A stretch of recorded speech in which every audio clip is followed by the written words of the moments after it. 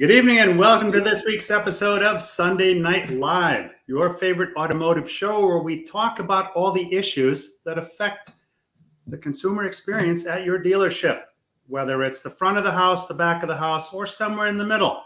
The better the customer experience, the more they will come back to you for everything they need when they need it.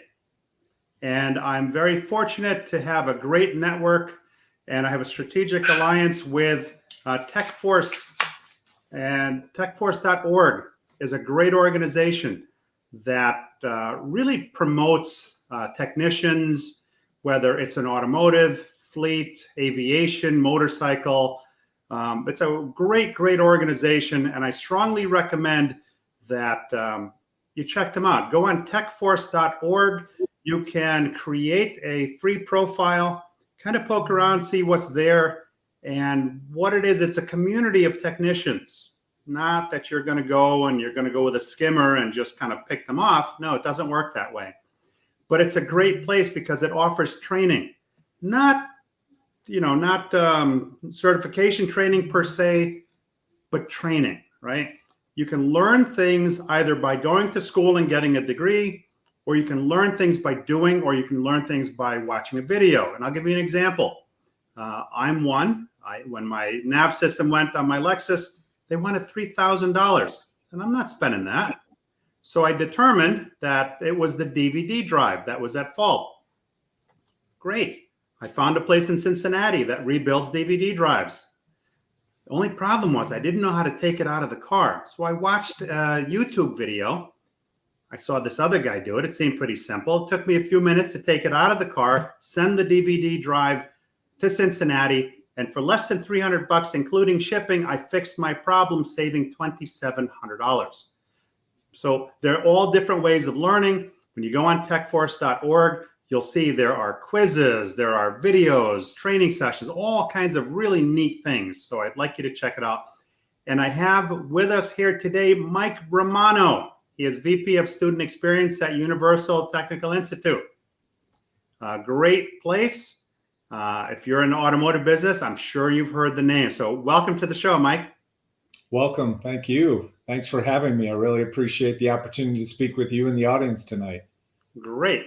Now, just to let them know, it seems to be some latency issues with the platform. On occasion, Mike may slow down or I may slow down. Not in audio, but in video. So we're not ventriloquists, just kind of bear with us. The idea is you're not looking at our handsome faces. It's more about the content. So let me just acknowledge a couple of folks, then we'll jump right into it. Our first one joining is Craig Tomazik. Looking forward to this one. Craig is a technician as well. Russell B. Hill, good evening, gentlemen. Let's solve some challenges tonight. And Richard Mueller, RSE. This should be interesting. I don't know Richard Mueller, I don't think. So welcome. And anyone that's not connected to either myself or Mike, by all means, feel free to reach out and connect with us. And speaking of TechForce, Mike Presendo. Good evening. Great to see you both. Joe Duran, exactly. Relationships beyond making a sale is important. And Ivy Presendo. I recognize that name. Good evening, all. Jerry Davis. He's a fixed ops leader. Good evening, everyone. And we've got Reed Richards. There's only one Paul. My wife will say, thank God for that. Thanks. Ed Chipolowski. Ed Chipolowski holds the distinction of being the one to introduce me to TechForce. So I will be eternally grateful. Thank you, Ed. You've been a wonderful supporter of TechForce and of me and my show. So really appreciate that. Robert Allen Carvel, regular on the show. Every dealership I ask, what is your hiring strategy? Yep, hear that a lot. And Ivy Presendo, Mike Romano has always been a great advocate for students and TechForce. Thanks, Mike. All right. Mark Williamson joins us. Oh, Jared Davis says, how are we tackling the new training needed in EVs? We're going to get to that and more. Mark Williamson, good evening all. And Robert Allen Carvel, every dealership, what is your hiring strategy? Oh, that came through twice. All right. So we want to cover a few things tonight. Importance of a technical education in the automotive industry, career pathways for UTI graduates, and UTI's commitment to diversity and inclusion, and kind of your partnership or your association with TechForce I can't say enough good things about TechForce. $1.5 million were donated last year. Okay. And this year, I think there's probably going to be a bigger number than that to help students with, well, you could speak to that. All right. I'm more than happy to jump in if you like. Let's do it. All right. So yeah, TechForce, I've been a part of TechForce for a very long time, probably about, I think since really inception from that standpoint. And they are just so passionate about helping make the younger generations aware of all the possibilities in the trade industries and what that looks like. And really, they're the only ones that primarily focus their scholarships and funding opportunities to create these pathways for so many students across all types of different educational platforms. And to your point, in regards to their Connect site and setting up a profile on that piece and just seeing the additional training, staying connected to what's going on in the industry with different events and what that looks like. And they've gamified it as well. So it's a lot of fun for people to just get involved in. Wow. Mike Crescendo just put up 2.3 million for students this year. Holy moly. I mean, that's incredible. Think about that. It's a big deal. I believe a good donation just came in from Ford Motor Company, and Ford's been a long time standing partner of TechForce, but this year they stepped up even more to make that big difference. So it just means a lot of youth are going to be able to get a lot of training that maybe they couldn't have otherwise afforded to get. So what type of skills or knowledge do some of the students gain going through your programs that kind of help address the tech shortage issue? Yeah, so really we start our platform from a perspective of the student doesn't know anything. Now, you can imagine over the years, we've seen some shifting, right? 10 years ago, people came in and they had much more vocational training that they had exposure to and their confidence was high. And so we actually had to adjust our curriculum back then to take out some of the more entry level type of tasks that they would have gone through. But as we've seen vocational programs kind of start to shut down in some areas, not have quite the interest level before. And so we're receiving a lot of students that have had no type of vocational training in the past. And so as a result of that, we've had to shift backwards a little bit in our curriculum to really help establish that foundation for them and get them ready to be entry-level technicians. Now, we'll cover it all, right? You can imagine when they come in, we're going to get them interested in engines because a lot of our students really do want to dive right into engines very quickly to understand how they work. So they'll strip them down. They'll do specific measurements. They'll learn how to use cool tools like micrometers, vernier calipers, and other types of measurement instrumentation.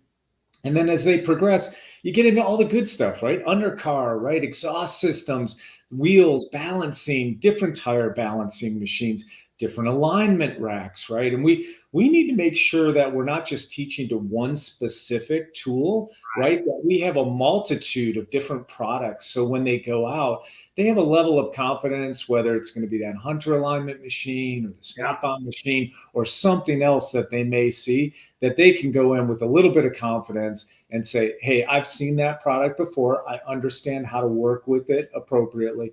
And they keep moving on. Now we'll take them through brakes, right? And we'll teach them about ABS systems and that. We'll obviously teach them basic electric, and then we get into advanced electric. And we, from the standpoint of tuning and emissions, and then we also do touch upon hybrid technology. And I think the question was, hey, what are you doing from an EV standpoint? Maybe we won't jump into that right this second, but I'm happy to whenever you'd like to. Sure. Yeah, no, it's when I went to school, we had an automotive program and you learn a lot of stuff, right? I'll never forget breathing in all that paint from the spray booth. Fond memories. But you learned a lot. And what I've found is that a lot of the funding seems to have dried up, right, in schools. And a lot of them aren't offering these programs anymore. Now, I did a post recently on LinkedIn where this gentleman locally by the name of Wes Furman of Furman's Garage, he started a program with the local high school where he's teaching these kids automotive and they're learning how to work on cars. Now, we complain about there's not enough techs, and we complain and complain, but we don't do anything about it collectively. Here's a guy or a garage that's partnered with a school, and they're establishing their own program. So guess what? Now they're going to have apprenticeship programs. So he's got a talent pool of people that are interested in it. Our youth today, they're interested in mechanics, but the conversation so long has been, oh, you have to go to college and get a 4-year degree. Well, I'm not knocking that. It's great to have an education, but it's also not for everyone, right? There's nothing wrong with automotive. I mean, the kids today, they're electromechanical engineers that work on these cars, way more sophisticated than anything I worked on. Yeah, I would complement that with you're spot on, right? Education is key, but education comes in a lot of different formats and sizes, and it's about where a person's passion is at. So if the 4-year path is the right path for people, they should go for it, and hopefully they can find the funding and support to do that.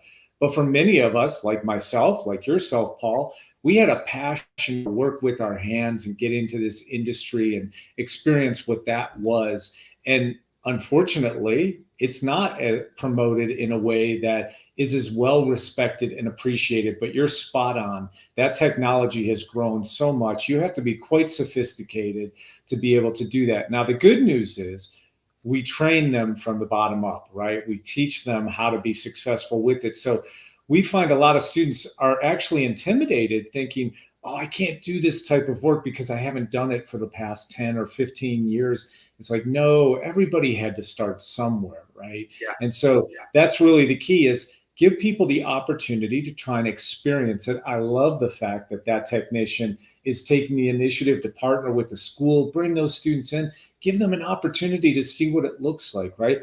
We're an educator as well. We're not right for everybody. We're one of many that are out there. It's really about helping people understand the opportunities that exist within this industry and then finding the right educational format, because you do want education. That is key, right? You going into the industry now without having some of that entry-level training really puts you at a disadvantage. It can be a slow road for people who just go straight out into it. There's no doubt a shop will hire you on in some cases and start you from the ground up as well. The difference is it can just take years to get to that level of proficiency as a technician that you're really interested in wanting to learn. And so that's why educational programs, wherever they may be, is really that foot in, that entry point to get you started into a career that you have a passion for. Now, to the point of the conversations, right?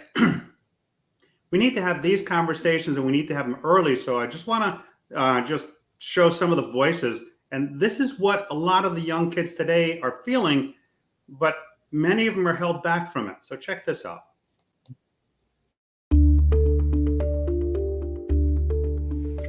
You know me. I'm just a younger version of you. I like to tear stuff apart so I can put it back together. My hands are my best tools.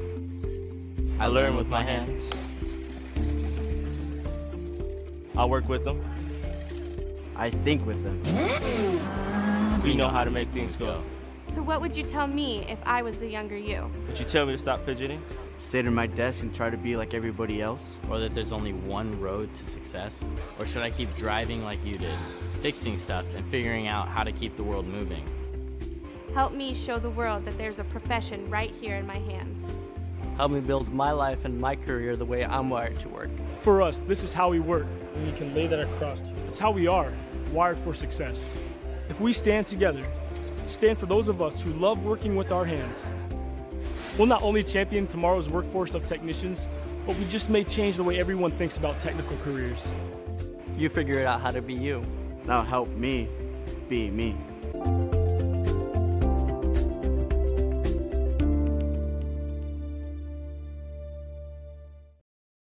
So we're all in this together. Let's have these conversations, and let's have these conversations early. I want to get to a couple of comments here, and then we'll go on. Richard Mueller says more youth are being pinched by the unfair practices of the OEM pay to their franchise dealers. Ron Usher, my favorite retired tech. Hello all. And Richard Mueller says, as a Canadian, I'd love to see a UTI curriculum and see how it compares to the apprenticeship programs that are offered here. Scott Gregg with Subaru. Hello, everyone. And Jerry Davis says, how do you get your students placed in the right place for them? And Joe Duran, the folks that run places like this, oh, she's got a link up here, so I can't get to that now, but afterwards I'll be able to view that. My question is, so how does UTI stay current with the latest, emerging trends and things like that to make sure that the kids are up on the latest technology? Well, what makes UTI unique and has for a number of years is that we partner very closely with the industry. We have over 35 different partners across the OEM brands, as well as the aftermarkets and suppliers for that, the industry as well.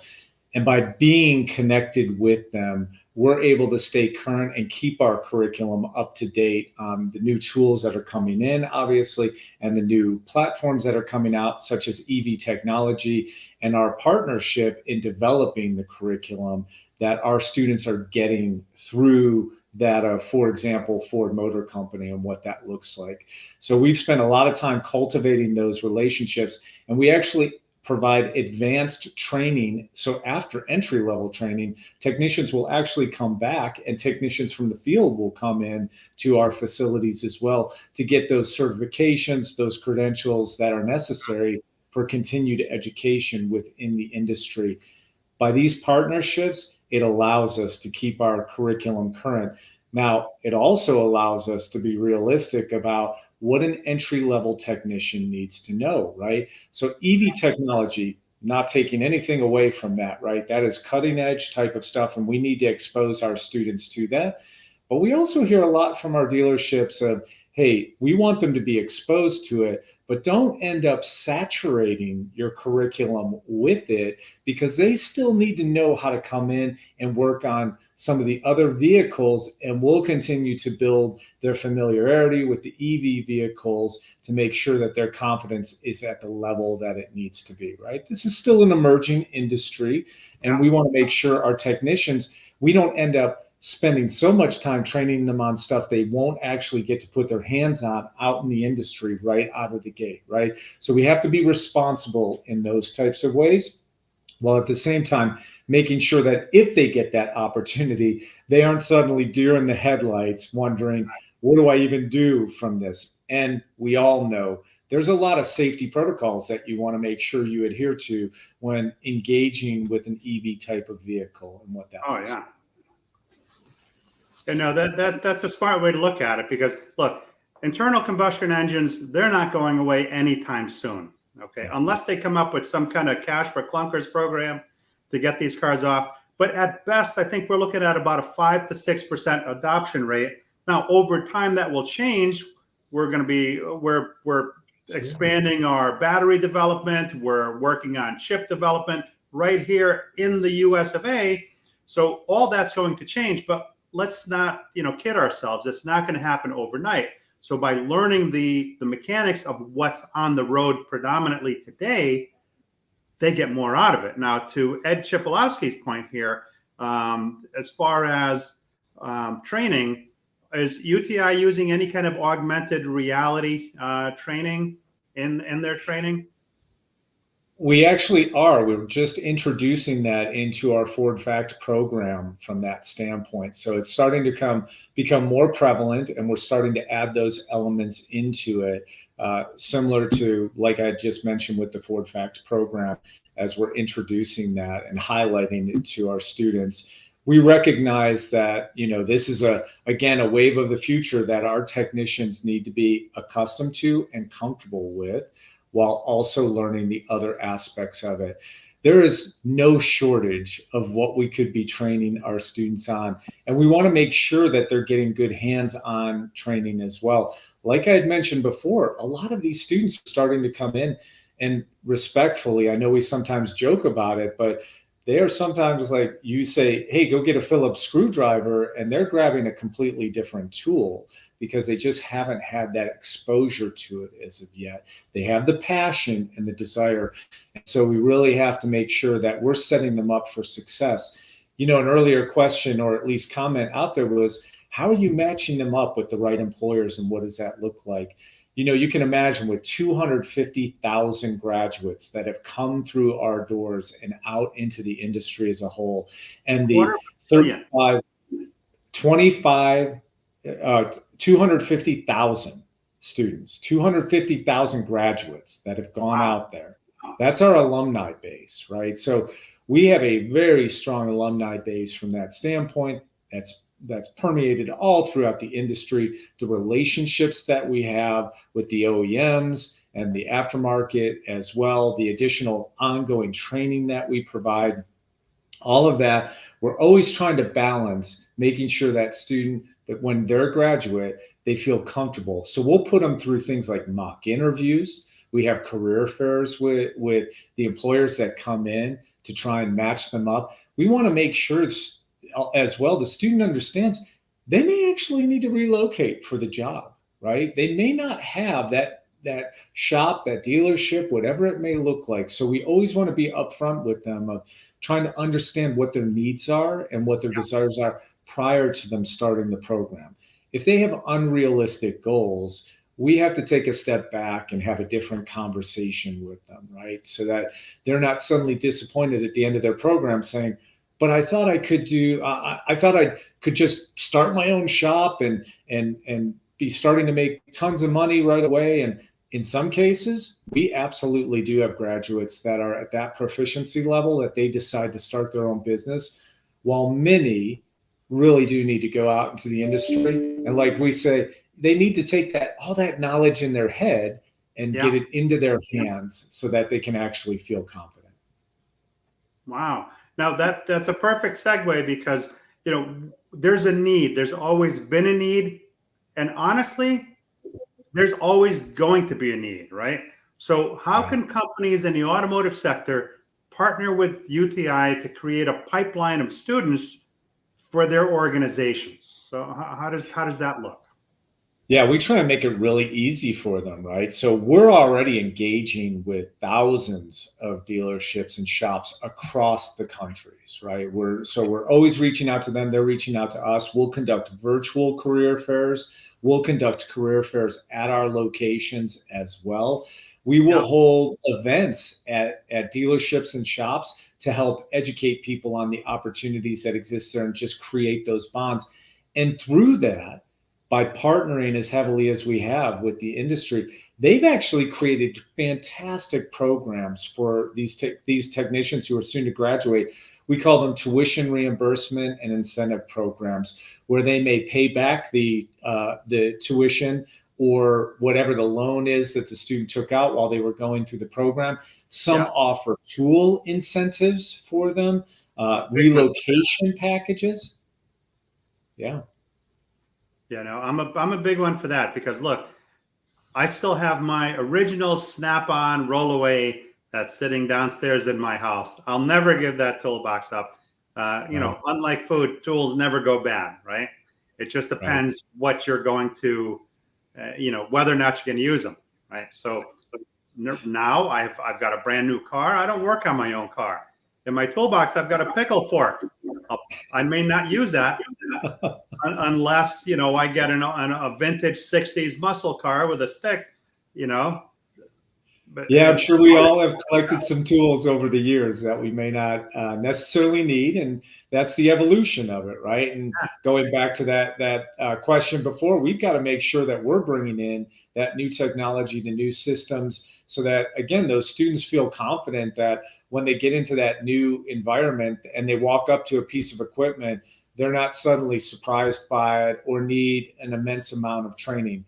Now, dealerships and other service stations have really done a great job too of putting mentorship programs in place to help that new graduate really start to feel comfortable in their skin, right? I think you probably experienced it like I experienced it. where you get that first job and you're sweating bullets, right? You're like, the real world's now hitting me. I've got to make sure I do the job right. And I'm double, triple checking everything. And so to have a mentor there, I think I really applaud the service industry and recognizing that the more they invest in those technicians as they come in, the better they are in retaining those technicians. Because I think we all know it's very expensive because maybe you're not success. And I think we've all experienced, not to go too far in this, but sometimes people jump for the pay, right? And what we're finding with a lot of our students going through the programs is that they're really looking for the experience of that ownership, that dealership, that service station to kind of wrap their arms around that technician. And they've realized, that being the service stations, the better you treat your employees and take care of them and just do the right things, the better your retainment can be. And so we help educate the students even beyond the technical side of it, but how to recognize and build relationships with their employers for long-term employment and that retention side. So you talk about job opportunities. They could be close by or they could be across the country, and you set their expectations realistically to be open and be prepared for that, because the right opportunity may not be in the neighborhood, right? The right opportunity may be across the country. Absolutely. And I'll just quickly, Paul, I'll share with you, because of our nationwide footprint, and really we have global relationships from that standpoint. So believe it or not, we do have companies that will come in from overseas and hire our technicians out for various aspects and what that looks like. But because of that national footprint specifically, we have students all the time that are in California that say they're looking for a change of life and they'd like to go to Florida, or they'd like to go up to Maine or something like that, move across country. They're like, I haven't brushed up my resume for a good long time. I haven't done an interview for a long time. I've never been over, I have no contacts over there. What can you do to help us? And we take that time with our graduates to create those types of relationships and what that looks like. They may be 5 years removed, they may be 10 years. We'll continue to assist our graduates. So you help them with interview prep and things like that? Yeah, absolutely. What we have found is a lot of the younger technicians have not even been through an interview process outside of maybe a part-time job or something of that level. So we have students, we'll bring them in, we'll tie the tie for them, we'll get the jacket on straight for them, and we'll start to talk about the type of questions that will help them be prepared and think through what they might like to answer so they're not surprised from that standpoint, right? We want to prepare them as best as possible. And like I said, it's not just about the technical aspects of it. Our technicians need to be able to engage with one another. And so we will work with our employers as well as they come in and they're saying, hey, we need somebody who's going to be very customer facing, right? And so we'll talk to our students about this job entails somebody who's going to be talking to the customers a lot. If that's not what you want and you want to be behind the scenes in the bay working, this is probably not the right opportunity for you, right? And so that helps save employers time as well, that they're not just interviewing everybody, but we're helping shepherd people in the appropriate ways as best as possible. No, that's fantastic. And the great thing about having a large footprint like this, your roots, I would think, would go deep into different communities across the country.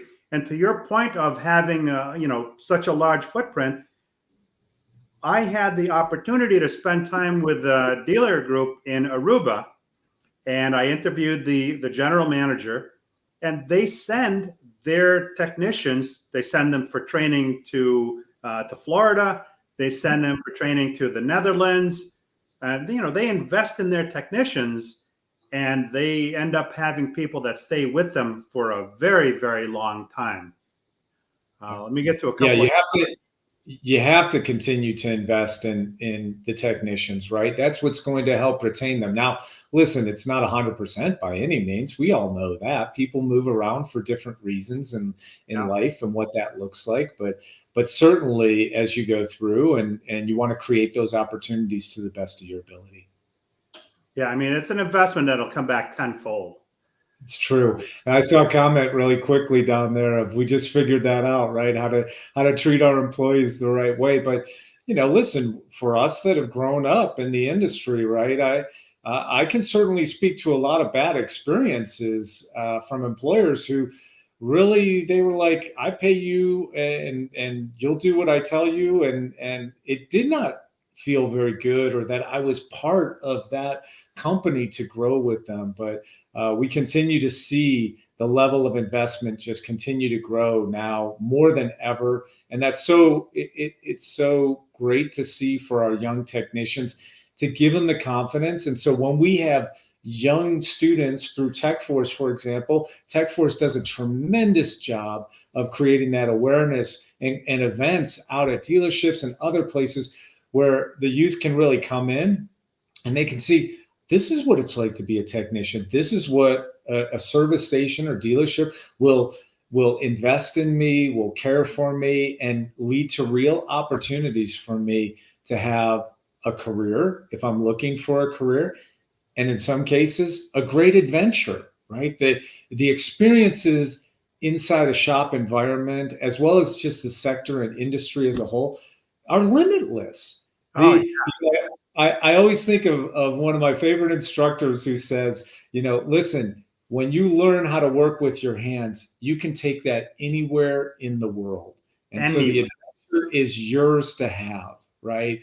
And so we do see people who will, like I said, go overseas for experience and what that looks like. But, if you want to travel, try out different things, you can do so. Even within the industry, I know we had talked a little bit about most people thinking, hey, this education is only for a technician. And maybe it's a service writer, a service manager. Maybe they get into fleet management or fleet service as a whole. Maybe they just get into something else that is still very mechanically inclined, that requires that type of automotive training to allow them to be successful. And what we know as well, and what we're continuing to see, is because of that investment, more and more technicians are growing up through the ranks as technicians, service writers, general managers, owners, operators, or presidents within organizations that create more opportunities. Because I think we know as technicians, the higher up you get, the better appreciation you have of what it's really like to be on the front lines on a daily basis. And you can help train and mentor those technicians, and they see the possibilities as well, all that's out there. Now, I don't remember the exact number, and Mike Presendo, I think you're still on. What is the number of people in the automotive community and TechForce? Because here's how I look at it, right? It's a community of technicians, all different walks of life, that they compete in games through the program. They compete in learning through the program. And they also some of them get to know each other through all these interactions. Now, I don't know about you, but typically, if somebody has a good experience in a particular place, that's something that's shared, right? That's shared amongst their peers. So if you get involved with TechForce and you end up hiring some of these technicians, they're part of a very, very large community. If you treat these people like gold, I'm not guaranteeing anything, but if I know human nature, and I've been around for a couple of years, I think you may find it easier to broaden your talent pool, so to speak, because now you've got people that become your advocates, people that like, trust, and respect you for what you provide for them. Who wouldn't want to bring their friend into such an environment? I want to get to a couple of comments. Mike Vogel says, sorry, I'm late. This topic is so important. Not a problem, Mike. It lives on forever on the internet. So if I get hit by a bus tomorrow, This will be on forever and ever. Let's see. Mike says dealerships definitely have to structure a career path to help guide entry-level technicians. If you structure it, people don't make decisions because of the fear of the unknown, right? What a career path does is it sets the expectations not just for the employee, but also for the employer, right? If you go through this training and you learn these skills, then within such and such period of time, you'll graduate to this other level and or whatever pay is associated with that. All right. Now, that holds them accountable to learn it, because if they want to advance in their career, they've got to learn it. But at the same time, it says to the employee, hey, here's a company that values me, my career path and growth, so that they're putting their money where their mouth is. They're offering me an opportunity, and they're going to stick to it because they have the same timeline, right? So I think that speaks very highly. Frank Montes, I need to catch up here, so I apologize if I missed the answer to the question. How do you guys create a mentorship for students with technicians? Example, while a technician is going to school, they are paired up with a local working technician at least once a week. Yeah, so let me quickly comment on a couple of those things, because that's a great point. So we do provide local employment assistance for our students as they're going through, and because of the relationships we built in the communities, some of those students do end up working in dealerships and service centers and all of that within the community, so that they can apply those hands-on skills. Now, let's be realistic too, right? Because of the number of students that we're working with, not all of them end up in those local employment type of jobs while they're in school. So we do look at other opportunities for them in the way that we bring in industry to talk to the students and help educate them. The career fairs that we end up bringing in can set the tones for them. We'll bring in employer speakers to the classes and what that looks like to help educate the students from that standpoint. And we've even instituted what we call our early employment opportunities, of where even before a student starts school with us, we will partner them up with an employer where that employer can have a chance to help sponsor that student as they go through the program. And I would highly encourage employers who are specifically looking for those technicians, if they know of someone and they want to make that investment, partner with us, talk to other educational institutions as well, and create that pathway. Because really what we're on here talking about is the TechForce Foundation and the ability that the TechForce Foundation has to help give students an opportunity to pursue their passion. The funding for school, wherever you go, there's costs associated with that piece of it. And TechForce has so many grant and scholarship opportunities that are available that students may not even be aware of them. We, UTI, also make a number of scholarships and grants available. In fact, last year, we made over $15 million worth of scholarships and grants available to our students.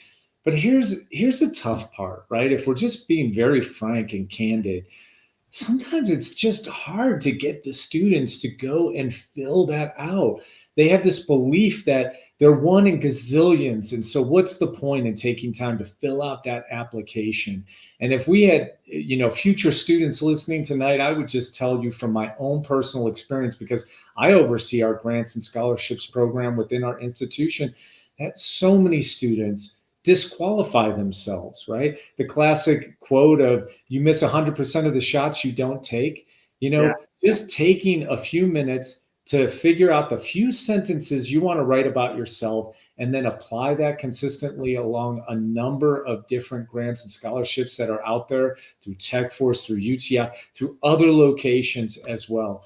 Don't limit yourself in regards to what all is out there. Just take the time to actually get involved, and a few minutes to fill out that application. Students would be amazed at how many millions of dollars are truly out there for them that will allow them to pursue their passion. A little bit of time for your entire future. Well worth it. A couple of comments. Mike Vogel, providing tools when hired with the opportunity to earn/keep them after a defined period of meeting certain objectives. I'm a big proponent of that. Mike and I, we are brothers from another mother when it comes to fixed operations and how we run our stores. It's like we went to different schools together, right? We have the exact same mindset. But these are things that are so simple. We tend to overlook the simple, but they really do work. Right. I've got it is necessary. You know, when you think about it as an entry-level technician coming out, right? You're talking about a lot of people who haven't had a chance to build their tool pipeline and what that looks like. Now, we partner heavily with Snap-on Tools. We've been a long-standing partner with them for over 20 years from that standpoint. So students going through our automotive and diesel programs have an opportunity to actually receive a voucher where they can redeem tools and then get out into the industry. But employers complementing that, and it goes right back to the investment that we were talking about before.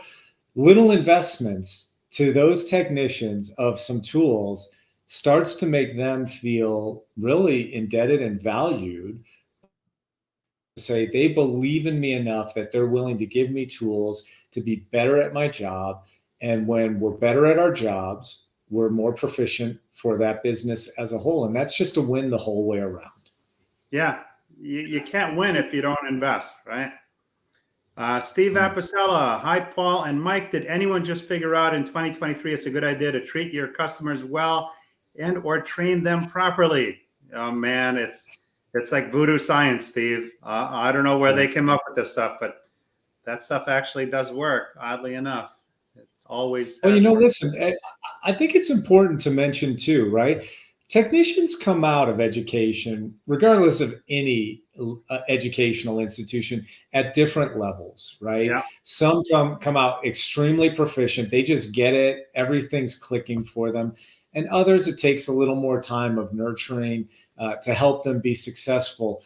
But as you're investing in those individuals at that younger age, right, that they can start to build their confidence level, that's key too. So you see that, and I, you know, now my message is tuned more to employers than it is to future students and people looking to get into the industry.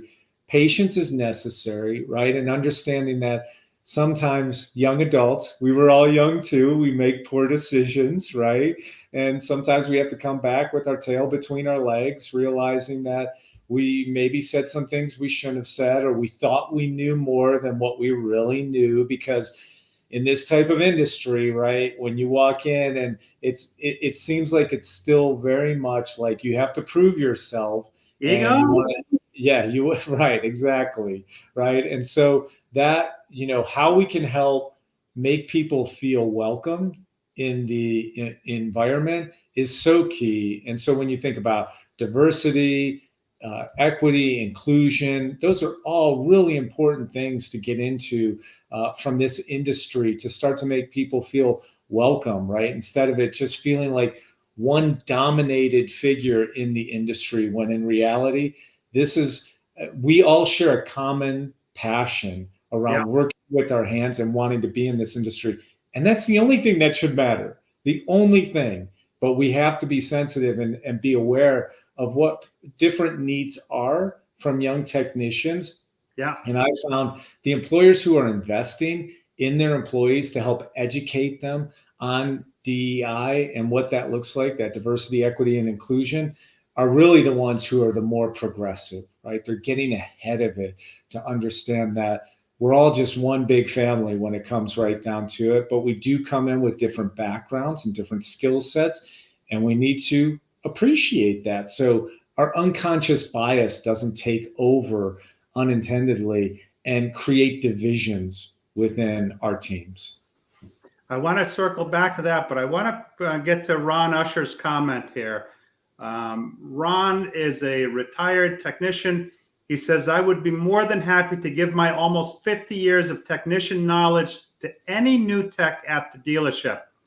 But that was me. The first thing a master tech says is, how will I get paid to do this? When the new tech comes in from a school, the first thing I would say is, This is the real world. The customers out there waiting for their car are like people waiting for their kid at an emergency room. I don't have the answer for the shortage, but I do feel the flat rate system is outdated. You know what? I'm with you, Ron. I'm with you 100%. Yeah, we've seen a lot of employers pivot off of that, especially for the first year or two of an entry-level technician coming in, because it is outdated from that standpoint. And I think where Ron was going to, and Ron, congratulations on 50 years of being out in the industry and wanting to give back as well. Sounds like you were a great mentor out there for some young technicians, but you're spot on, right? It's as technicians who are master level, they're out there saying, my time is money. And now you're saddling me with this younger technician that I've got to figure out how I help them be successful. What's in it for me? The progressive industry service shops and that have figured out the ways to make those master technicians whole and to make it worth their while, because you have to have balance on both sides, right? You can't take food off of somebody else's table without figuring a way to put more food on it at some point. And that can be part of development and leadership progression within the industries as well. That master level technician is maybe ready for the next opportunity, and mentoring could be that first step into that piece of it. So there are different ways. We just have to be creative. Right. Nothing is stagnant. So to your point about diversity and inclusion, right? So how does UTI ensure that its programs are accessible and welcoming to students from diverse backgrounds and identities? Yeah. I'm just going to be really transparent. We have a lot of work to do ourselves, right? It's not new by any means, but it's something we've been trying to get ahead of for several years now. And how we introduce that into the students who are coming into our institution, even before they even start with us, we actually take them through a course that they can understand better of people coming from different walks of life. It's about respecting people. It's about trying to understand, seeking to understand, and what that looks like. We've tried to incorporate that throughout our curriculum as well with our students and also our employees, right? We have a whole DE&I sector of our business that helps educate our employees internally of how to engage our instructor workforce. Because after all, our instructors come from the industry as well, right? That's one of their strengths that we want to make sure we're capitalizing on to bring that forward for our students, so they're hearing it from real world experience and what that looks like. But if they haven't had that training as well, right, how can they be successful? So it's not just about helping our students understand that. It's about making sure our employees understand that as well, so that we all are rowing in the same direction. But we have work to do. We've invested, and we will always continue to invest in this particular area, as I hope all dealerships in our industry and our sector will continue to invest in this particular area. Seek to understand, continue to evolve, ask questions, have open, honest discussions, and recognize we all have unconscious bias. That doesn't make us bad. It just means we need opportunities to understand and be more educated as we engage with one another and have the patience to do so. We're human. Yeah, absolutely. Bottom line. Now, Mike says active in our online communities is more than 20,000. However, much more than 100,000 engage in our emails and newsletters, etc. 20,000 technicians within the community that interact with each other. Man, Yeah, that's a community I want to be a part of. if you're not on TechForce Connect, what has been holding you back? And you need to make sure you're sharing that with others, right? Because ultimately it requires us, if we're serious about this industry as a whole, getting the word out there and allowing people to even realize this is an opportunity. TechForce does such a great job in regards to their success stories, you know, people who didn't know where they were going in life, what they wanted to get into, and TechForce created those opportunities for them in an engaging, hands-on type of way that was welcoming to them. So if you've never done a TechForce event, you should be doing that. And if you're not on TechForce Connect, Tonight is the night. You need to sign up, create that profile. And I'm going to, I have a clip that I'm going to play at the end here to show them just how easy that is. So easy.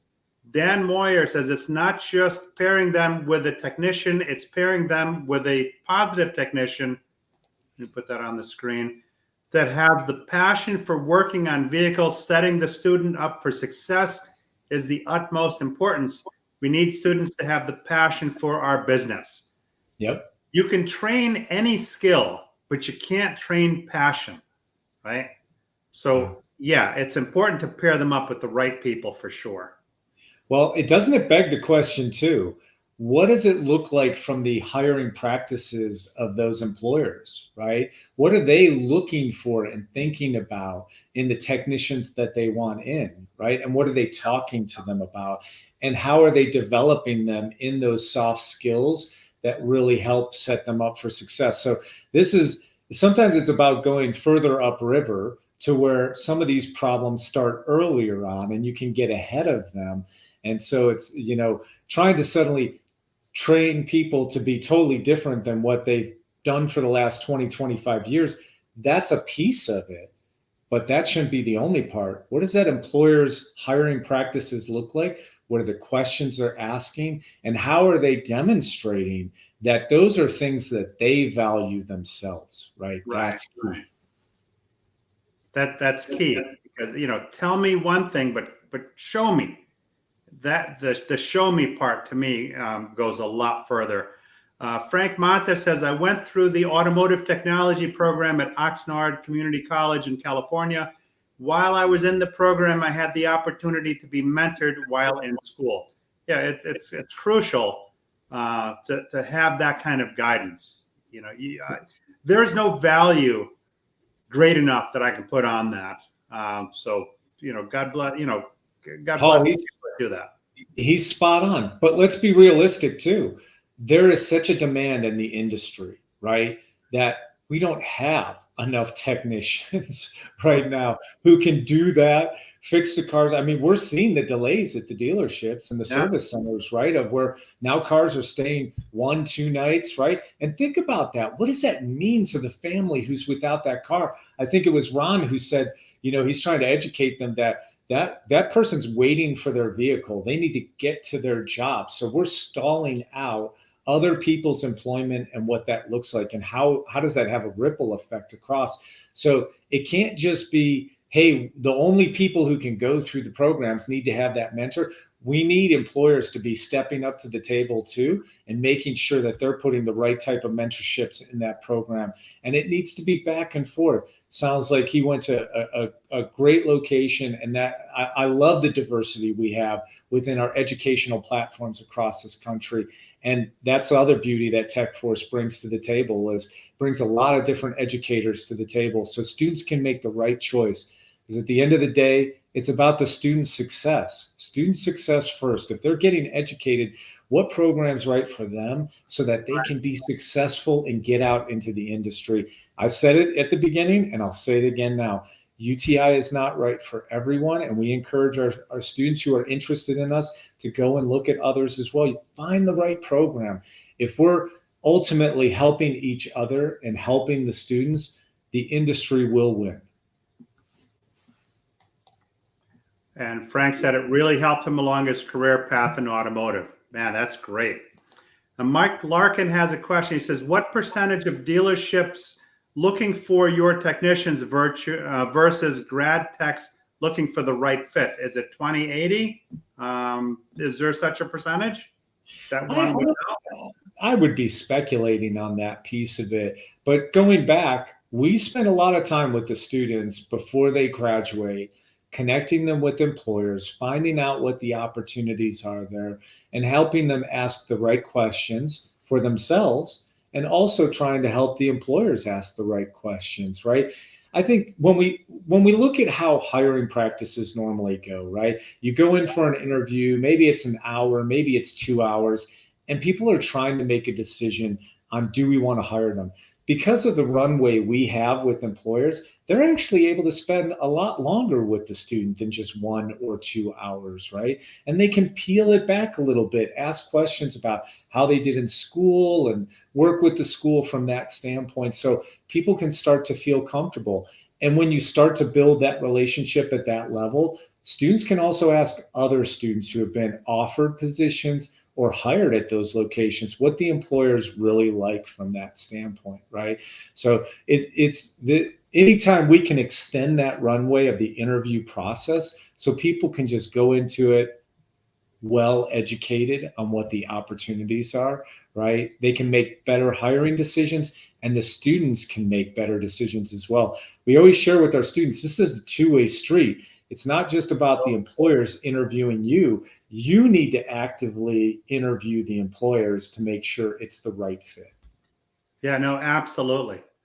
It's funny. So Mike says, Mike Persendo says, there are more than 5 open jobs for every tech school graduate. So 5-1 ratio. So yeah, there's something about that 80-20 rule. It just seems to play itself out time and time again. Richard Mueller says, Mike Persendo, thank you for the statistic. It's honestly a huge marker with how broken flat rate is. Ron Usher says, thank you. And Mike Persendo says, you can find it on Apple and Android app stores. Look for TechForce Foundation or go to techforce.org. Brian Cates, the mentor has to have passion to teach and give themselves to the apprentice. 100%. Dan Moyer, hire on personality and train on skill. Now, I want to play the short clip here about TechForce. Stand by. TechForce, the first and only social network for next-gen tech.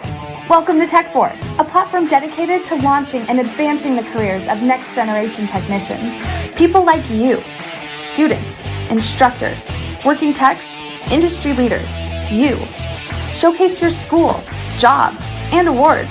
Post your current project and follow your friends. Flex your talent. Follow industry trends and connect with future employers. Connect works on all devices. Compete with other users and climb the leaderboard in daily and special trivia. Scholarships. $1.5 million in scholarships awarded annually. Explore your passion, flex your talent, build your career. Join techforce.org. So as you can see, depending on your age, there is an appropriate device for you to be able to join. Go on techforce.org, sign up for your free account. If you're a dealership, it is a nonprofit. So there are sponsorship opportunities that help carry the message, right? I'm very much a believer in pay it forward. And by joining as an organization and supporting this wonderful organization, we all help each other. As my good friend Paul Machine always says, a rising tide lifts all boats. So here's our opportunity. This is our game to lose. Here's our opportunity to make our business better. I don't think, honestly, in my lifetime, we'll ever be in a place where there isn't going to be a tech shortage. So why not collectively jump in, roll up our sleeves, and see what we can do to at least make it as good as it can be. So, I still haven't figured out the show recipe. It was an hour. Sometimes we went an hour and a half. Then I said, I should do 30 minutes. Each show is unto itself. So here we are coming to the end of an hour. I want to thank you, Mike, so much. And I want to thank TechForce for being there for the technicians in our industry and being there for the companies that need those technicians. It's crucial. This stuff doesn't just happen on its own. It's people that volunteer and that put their time in to make it better for others. Life is a very, very short journey. One day when we go into this ground, the question I always ask myself is, how did I impact the world around me? How did I make it a better place? And that's a question that each one of you could ask yourselves. So let's all help. Mike, I can't thank you enough for spending Sunday night with us, man. Well, Paul, thank you very much for the opportunity. And thank you for your passion for this industry and for helping out those future techs and all that you're giving back. I would compliment very quickly with your words, and obviously the people who are attending tonight, they have a passion and they have care and they're investing their times. And for the others who will listen to this recording thereafter, you want something very fulfilling. The ripple effect of investing in the future technicians not only impacts that one individual, but generations to come.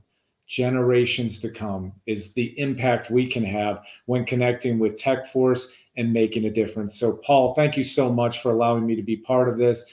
Everyone have a blessed Sunday evening and a blessed work week.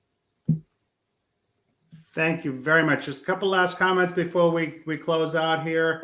Mike Presenta says, thank you, Mike and Paul. TechForce appreciates all you do for future techs. Thank you, Mike. And Bob Faraday, thanks, Paul and Mike. Well done. So with that, if there's anyone that you have that you're friends with or in your network that could benefit from this, by all means, do share the episode with them. I wish you all a safe and successful next week, and we'll see you next week on Sunday Night Live. Mike, stay on after we go off the air. Thanks again.